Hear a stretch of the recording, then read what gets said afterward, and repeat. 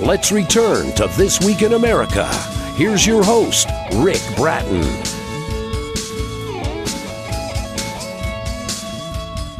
Welcome back, everybody, coast to coast, This Week in America. The book series God's Plan of Creation by Robert Smith is described as a metaphysical exploration of our divine destiny to become one with one God.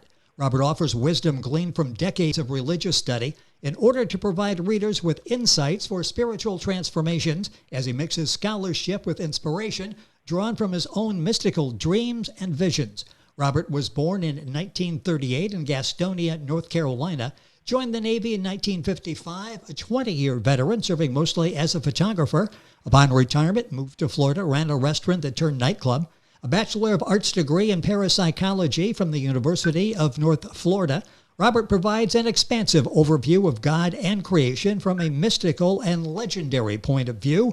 God's Plan of Creation, a series of 3 books, The Story of the Siege, The Story of the Legacy, and now Book 3, The Story. Author Robert Smith is our guest on This Week in America. Robert, welcome to the program. It's great to have you with us today. Thank you. It's a pleasure to be here. This will be an interesting conversation, and let's lay the groundwork for this. Talk about how many years, actually decades, it took for you to put this series together. Talk about the length of time, because this is something you've been working on for a number of years. Well, for the number of years I've been working on it is approximately 55 to 60 years.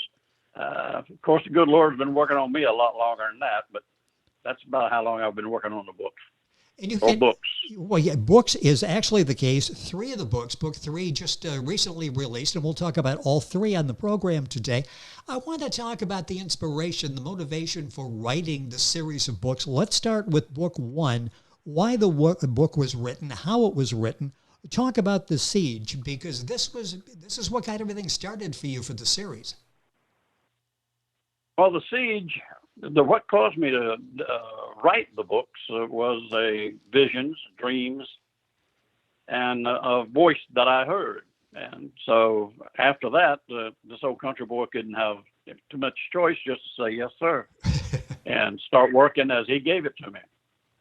You know, it's interesting because you expressed the fact that as a child you were always asking questions and would drive people in the church community nuts by asking all these questions. And the way you laid the book out, it's sort of a question and answer, isn't it? Where you take a lot of these areas that you questioned and you talk about them. Yes. I ask so many questions. Those kind of questions that they have a difficulty in answering, where did all those people come from out from under the family tree of Adam and Eve to do all that begetting and begotten with and doing the warring with? Where did they come from? Where would the people from the land of Nod come from? How is their history of the two follow down through history and even leads into the day's activities of our lives? So I asked a lot of questions, and they had difficulty in answering them. So I figured, well, I'll just start looking for my own answers. And you do, and you answer those. I go to the source that never fails me. I go directly to my daddy, and he's the one that answers. And that's the place to go to get the answers. And it's a very thought-provoking book. That's Book 1 in the series. Book 2 is called The Legacy. And talk about this. You go into a little more detail in Book 2, don't you? Yes, in Book 2, the Scripture tells us we're created in God's image. Now, you see these pictures of God, and it looks like God looks like us, but no, we're created in His image. He's not in ours. And so the first thing we need to figure out is what is God's image? And so we get into that, and how are we created in that image and in similarities? So it then begins to get into a much deeper methods of communicating with God, because He's laid out, we can sit down in a chair and talk directly to the creator of the entire universe, and we have this ability. He's given it to us, and these are part of those legacies, that which has been given to us or passed on to us by many great souls. Our guest on this and how week, does it work within us? Well, yeah, and that's the important thing. And Robert tackles that and so much more in the series, God's Plan of Creation. It's a series of 3 books. You'll get information, of course, at Amazon. You can link on to our website and go directly to information on Robert's book by going to our website, thisweekinamerica.us. We'll talk about audiobook for book 3 is available. We'll talk about all the information on how to find it later. And let's go on to book 3. Book 3 is getting a whole lot of publicity, a whole lot of talk all around the country. Book number 3, you start that off with a big question. Let's talk about what you do to introduce us to book 3. You capture our attention right off the bat. Oh, yeah. The big question, see, science says that everything came from this one monolithic force of power. And they say, of course, that it was just a power. And it's from which all creation came, and all the spirit-minded, religious-minded people say, well, yes, that's what we call the one God, from whom all creation came. And the big question is, was that monolithic force just an energy force, or was it alive with consciousness? And then we go into describing what consciousness is all about, and through our consciousnesses, that is what transcends all of the different levels and spheres of God's wonderful creation. And the physical is only one small part of it. It's actually, I call the physical elemental cosmos the school of hard knocks. Spiritually, yes. We are spirit-born children. That's different than physical. So we come into the physical to experientially learn all of God's universal laws and how to apply them. So that gets a lot deeper. You know, it's interesting because book 3 is sort of a compilation of books 1 and 2, new information there as well. And in reading the reviews, they're so excellent because the thing, and I'm sure it's what you're attempting to do, like you gave a lot of thought to this. When the reader goes through your series of books, God's Plan of Creation, it's thought-provoking for the reader, isn't it? Suddenly we start asking these questions as well. Yes, and that's when the fun starts. Yeah, exactly. When you go through all these different circumstances and all the thoughts and possible answers that you have in the book, let's talk about why the book was written. You talk about there were 3 main reasons, because this has been a lot of work. It's been time consuming. It's been research. It's been a lot of deep thought that you've put into this series. Let's go back and talk about the 3 main reasons. And the first one was a vision. Talk about where this vision, where this came from. Well, yes, and just before the vision, I used to have, when I was young, a problem with my eye. I didn't realize it. I had a twitchy muscle in one eye, and it would, after I read for about a paragraph or so, it would start twitching. It said double image. But I was given this book to read, and I started reading, and it started talking about something that was against my childhood training, and I started to throw the book away in defiance of the book. As it passed my ear to my nose, I had a vision of the side view of the universe and what it was telling me, and I knew exactly what it meant. Don't you dare throw that book away. Keep reading, and the universe will open up to you. And needless to say, the book didn't hit the wall. It just settled down in my lap, and I gave a little hand salute and said, yes, sir. And since then, that was the beginning of the vision. And since then, my eye has never twitched again. That's just amazing. They've gotten older, but not twitched. That is just amazing. With us on the program is Robert Smith, author of the book, God's Plan of Creation, a series of 3 books. That was the vision that got this whole process started. Then came the dreams. Talk about the dreams and doing interpretation of the dreams and the message that was obviously being sent to you. Yes, that was another fun part. We used to do a lot of dreaming, and I figured, well, I'm going to try this. So I started doing dreaming, and I said, Lord, give me a dream and wake me up, and I promise I'll write it down. And then he gave me a dream. I wrote it down, and then laid my pencil down and picked it back up and wrote what it meant. So that's how quick and easy to learn interpreting dreams. The dream was that the first time I had it, same dream 3 different times. Now, it was, if I got right off the hand right now what it was. But anyway, the dream, I was in a bar in a nightclub, and somebody came in and said, the children are lost in the woods. So we all ran to the woods, and everybody started screaming and hollering the names. Well, like when my children were little, I used to whistle real loud, and they'd hear me 3 blocks away. So they'd come home running. So I whistled in the dream, and they all came running out of the woods, the wilderness. And someone said, oh, when you call, the children came out of the wilderness. I said, wow, this is a lot of fun. It's telling me to go and do this, and Yes. God's children will find a way out of the wilderness. So I started dream interpretation. The second time, it is like using the same exact dream. It's like using an exclamation point at the end of a sentence instead of a period. So it became more emphatic. Then the next night I had the same dream again, but this time I was in China. I said, Lord, this is getting pretty serious, I said, if it's something you want to tell me, just come right out and tell me. And that was the voice. The next night, I said, after saying my prayers, I heard a voice. It woke me up, and I was moving, not just like if I was moving with the vibration, I'd been bouncing off the ceiling, the walls, and the floor at the same time. And I heard a voice, and the voice said, tell the story of the siege. Tell the story of the legacy. Tell the story. And it stopped. I jumped up real quick after I had written it down, went down to the office, tried to look them up, couldn't even find it because I couldn't spell them. It wasn't part of my vocabulary at the time.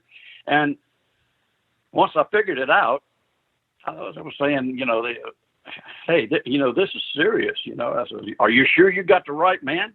He never bothered to answer. So when you seem to understand what God wants you to do, say or do, that's it. He's done. You got it. So he didn't answer. I said, well, I hope you know what you're doing because I don't. And that was about 55, 60 years ago. And I've been working on it ever since.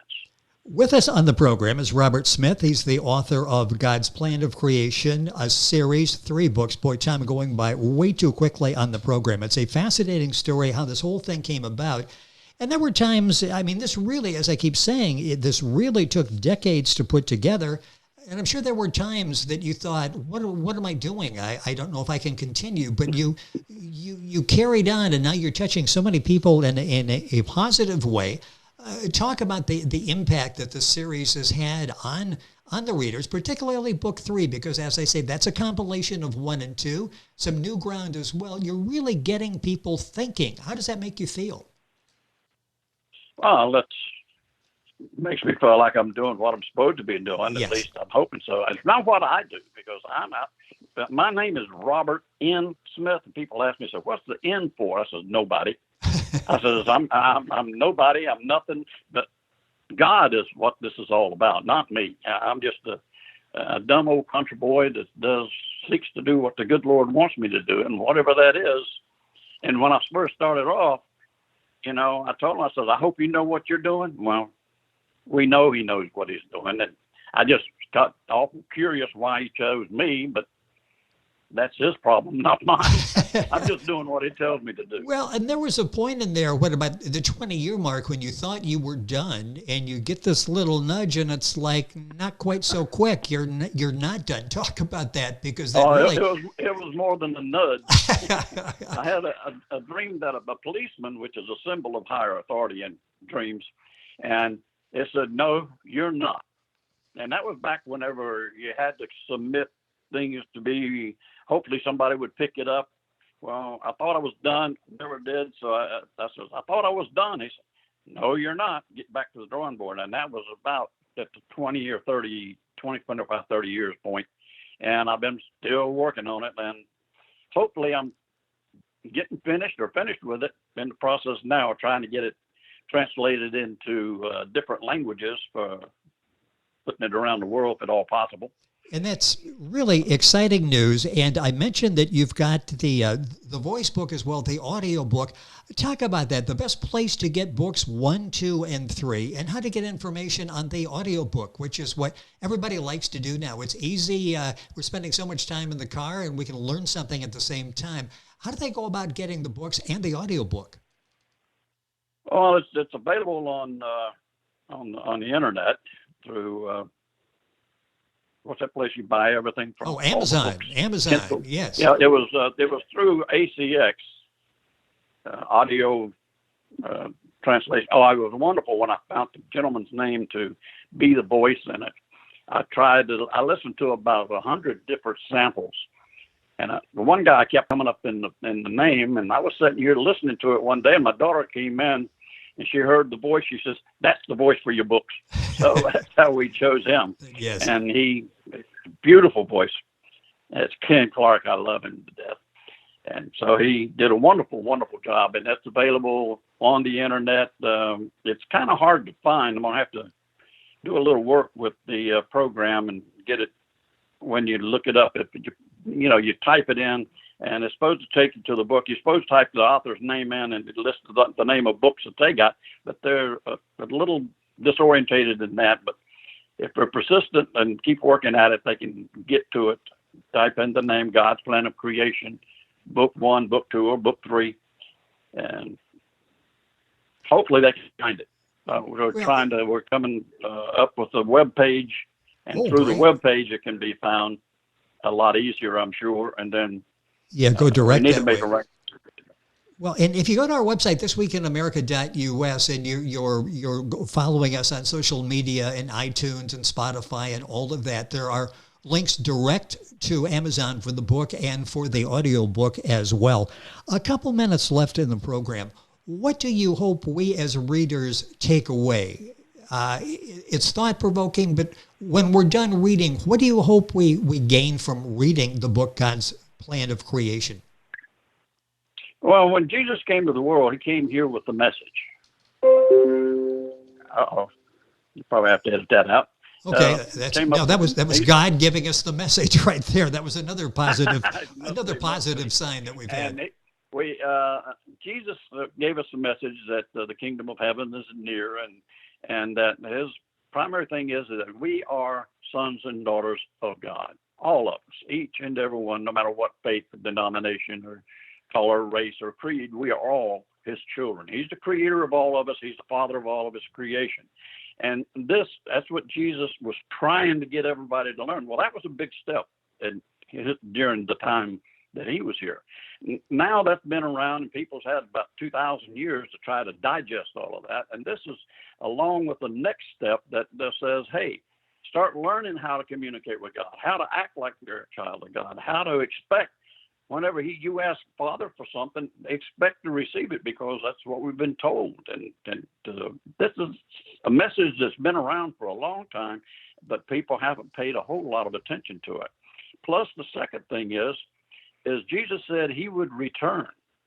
And all of this is to raise the level of the consciousness of humanity to the point that they would be able to say, be ready for when he does fulfill that promise that he would return. So that's what all this is all about, not only from me, but a lot of other sources that are trying to raise the level of consciousness of humanity to be able to realize they are sons and daughters of God, and how to act like we are. When you read the book or listen to book 3, the audiobook, you'll understand why everybody is raving about this series, God's Plan of Creation. 3 books, you'll find them at Amazon. Information there as well on the audiobook for book 3. Book 1 is the story of the siege. Book 2, the story of the legacy. Book 3, the story. It's a compilation of 1 and 2. New material there as well. What's interesting is we all had questions as we were growing up. We still have questions today, but we don't verbalize them like Robert did, or wonder. And he's answered a lot of those questions and given us answers that we can contemplate. A very thought-provoking book, God's Plan of Creation, a series of 3 books. Robert Smith is the author. Robert N. Smith is the author. Robert, thank you for joining us on the program today. Well, it's been a pleasure. Maybe we'll look forward to it again. Would like to do that. And once again, Robert N. Smith is the author. The book series, God's Plan of Creation, book 3, by the way, in audio form, as mentioned. All this information available on our website, thisweekinamerica.us. And we're back on today's program right after these messages. This Week in America is online. You can visit our website, thisweekinamerica.us. Scott Pinkerton, associate producer of This Week in America. Jay Anderson, segment producer. Ben Watson, webmaster. Otto Bechet, director of engineering and TV production. This Week in America produced and is a trademark of Blue Funk Broadcasting, LLC. For information on all of our guests and to listen to this week's show, our website again at thisweekinamerica.us. And I'm Sean Bratton, executive producer of This Week in America.